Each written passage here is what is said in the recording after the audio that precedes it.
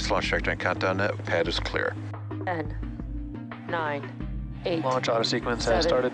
6, 5, 4, 3, 2, 1. Go for launch.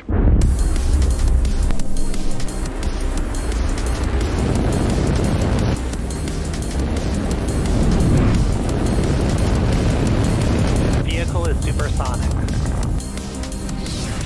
Stage separation confirmed. Dragon, separation confirmed.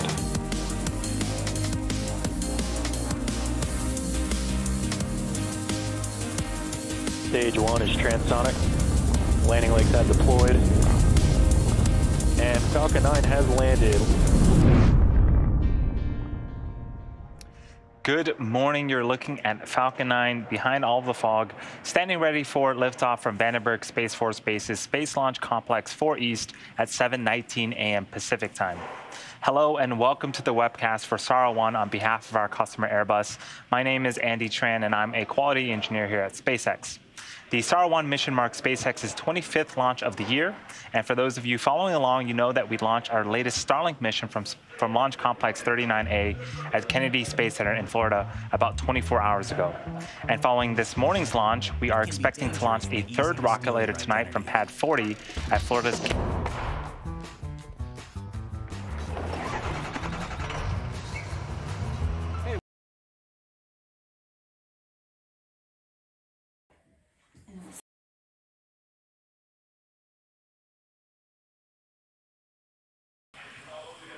Falcon 9 is our two-stage rocket. It stands about 70 meters tall, roughly the height of a 20-story building. The bottom two-thirds of the vehicle is the first stage and the primary part of the rocket that gets reused again and again. Today will be the third flight for this particular booster. And at the bottom of the first stage, there are 9 Merlin engines that will get Falcon 9 off the ground and up to the thinner parts of Earth's atmosphere. The two stages will then separate from one another. The second stage continues to orbit while the first stage makes its way back down to Earth for its landing attempt back on land. So what you're seeing on screen is landing zone 4, which is pretty close to the pad that it's going to be lifting off from. If successful, today's launch will mark the 125th recovery of an orbital class rocket, including both Falcon 9 and Falcon Heavy boosters. As for the second stage, it will ignite its single Merlin vacuum or MVAC engine about 2.5 minutes into flight. It's this engine that will take the SAR-1 spacecraft to its intended orbit. And for our payload today, it's safely enclosed inside of the 17-foot diameter payload fairing, which is the structure at the very top of the rocket. This protects the satellite from aerodynamic heating, loads, and contamination during ascent. Once we reach the vacuum of space, we will then jettison the fairing halves while the second stage continues to orbit. Our payload today, the SAR-1 satellite, was designed and built by Airbus. Upon its completion, the 4-ton satellite was transported from Germany to our launch site in Vandenberg, California. Here's a closer look at that 25-day journey.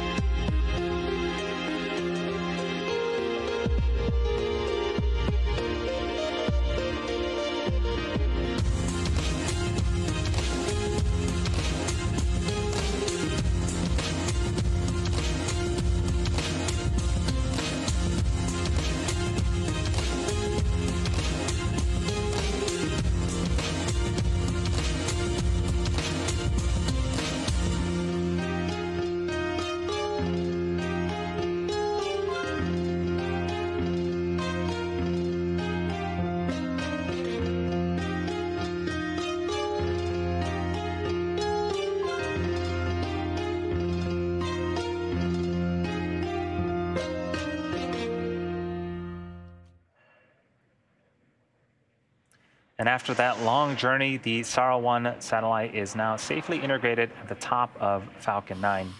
The next major milestone involves the Transporter Erector, or TE, which is the truss structure next to Falcon 9. In preparation for TE retraction, the TE clamp arms right beneath the fairing payload, the payload fairings start to open up. Now, we do have a bit of fog in Vandenberg, which is pretty typical for Vandenberg at this time in the morning. So I don't think we're going to be able to see the clamp arms opening, but they are opening right now. And after those are fully open, that structure next to Falcon 9 will recline away from the vehicle in preparation for liftoff.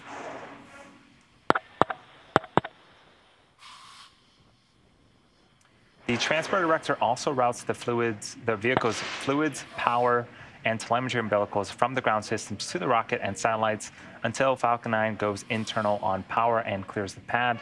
It's also what rolls the vehicle out to the pad and lifts it to that vertical launch position that you see on screen. So if you look closely, you can see that we are indeed reclining away from Falcon 9 right now.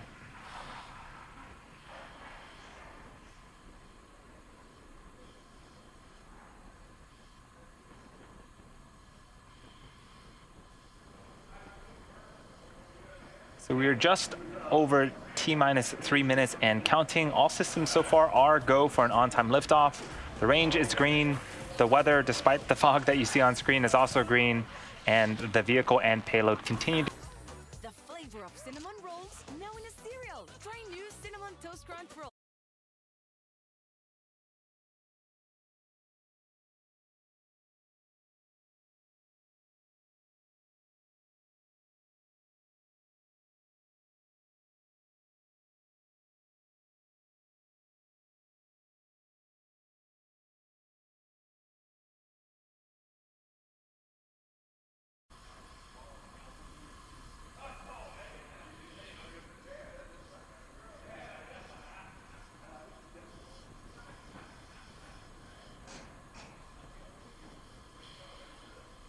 You can see that there are some clouds starting to form around Falcon 9. That is normal and expected for us at this stage in the countdown.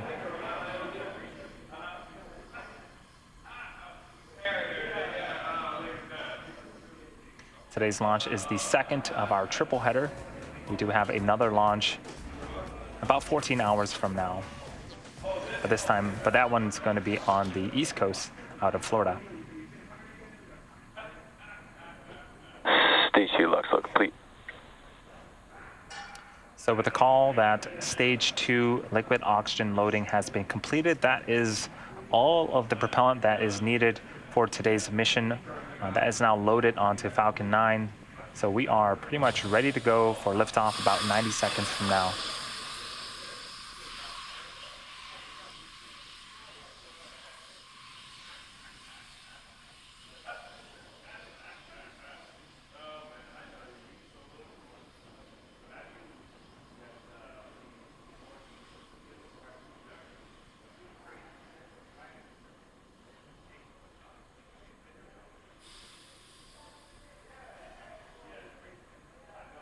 Falcon 9's in startup. Now that we're in startup, both stages are now beginning to pressurize for liftoff.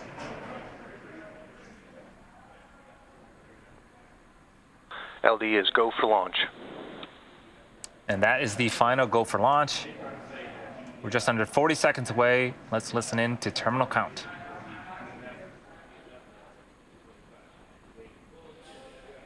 T-minus 30 seconds.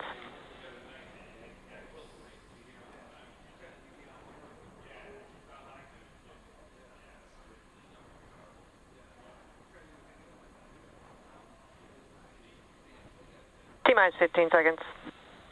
Falcon 9 is configured for flight.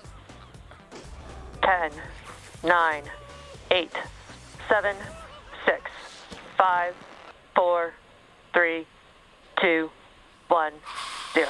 Ignition. And liftoff.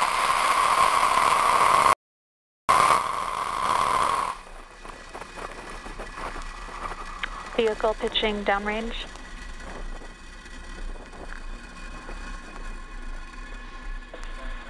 Stage 1 propulsion is nominal.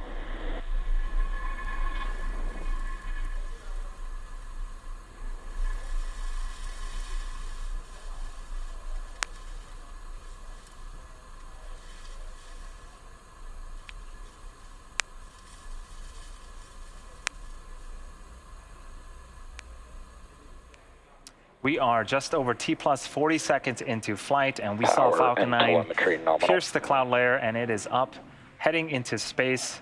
Right now, the Merlin engines are throttling down for a period known as max Q. This is where the vehicle will experience the highest amount of stresses.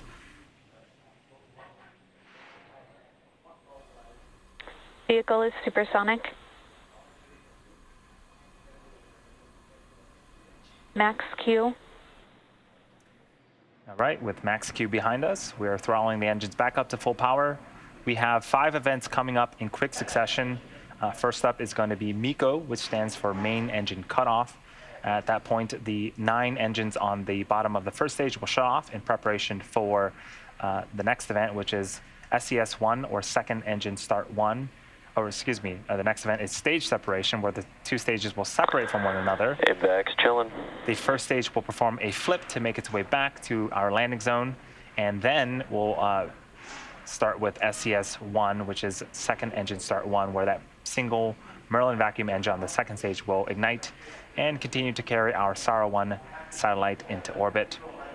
For today's landing, the first stage will, after it performs its flip, will perform a boost back burn. And then after the boost back burn begins, we'll have fairing deploy.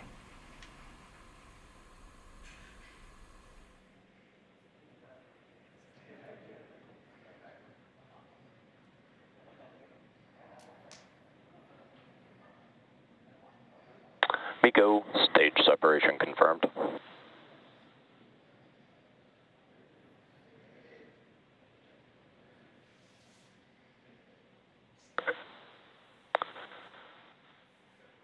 Stage 1 boost back burn is starting.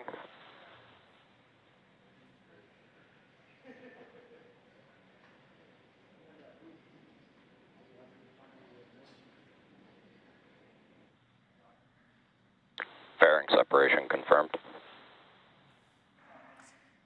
Awesome. So we saw main engine cutoff, and we saw the 2 stages separate from one another. We did get audio confirmation of the second engine start on the second stage Merlin vacuum engine. That's pretty much the last call out that we'll hear from the second stage.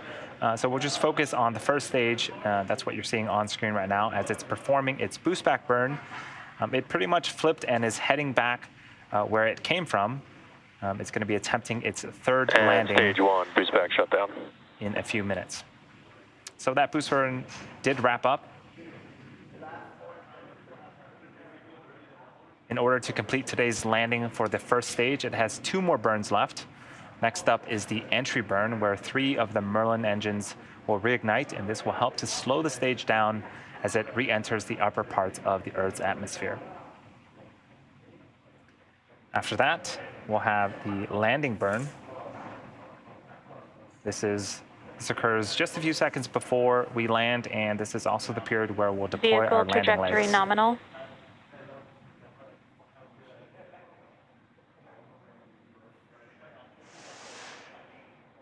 That entry burn is happening in about 2 minutes. So we have a few minutes to enjoy the first stage as it continues to make its way back to the West Coast for its landing attempt on landing zone 4.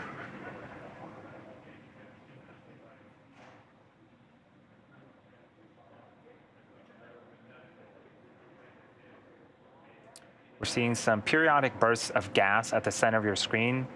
That is nitrogen coming from our attitude control systems that helps to orient the vehicle. This is a view from inside the inner stage. And this view is from the top of the first stage, looking downward. You can see 2 of our 4 hypersonic grid fins there. Those, as we get closer, will begin to pivot and tilt. That also helps steer the first stage back to its targeted landing zone.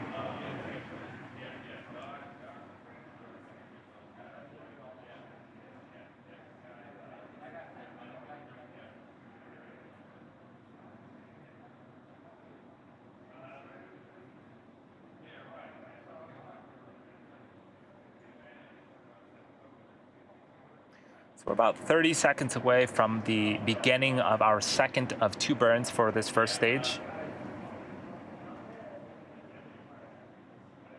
Vehicle trajectory nominal. At the bottom left-hand side of the screen is a velocity gauge of the first stage. It's traveling about 3,500 kilometers an hour now, but once we begin the boost back burn, you'll start to see that number decrease. And then after the boost back burn, or excuse me, not after the boost back burn ends, after the entry burn ends, you'll continue to see the speed decrease as we hit the denser parts of the Earth's atmosphere.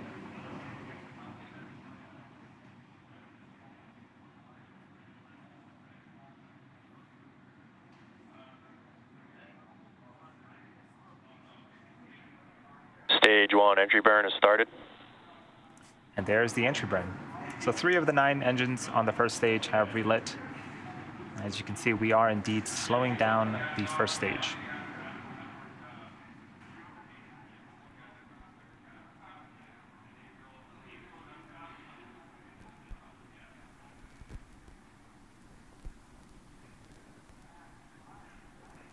So the entry burn has completed. And stage 1 entry burn shut down. And in about a minute, we'll have the landing burn. And we'll see if we can land this booster for the 3rd time.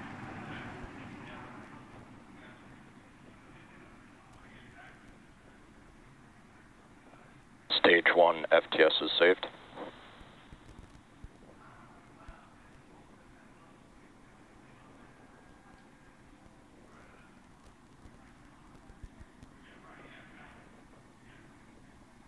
This is such a cool view of Stage 1 is 9 transonic. going back through the cloud layer.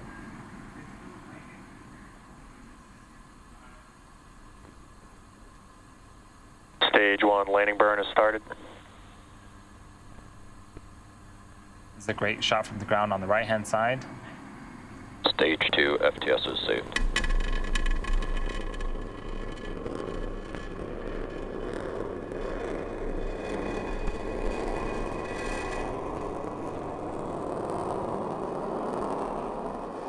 Terminal guidance. Landing legs have deployed.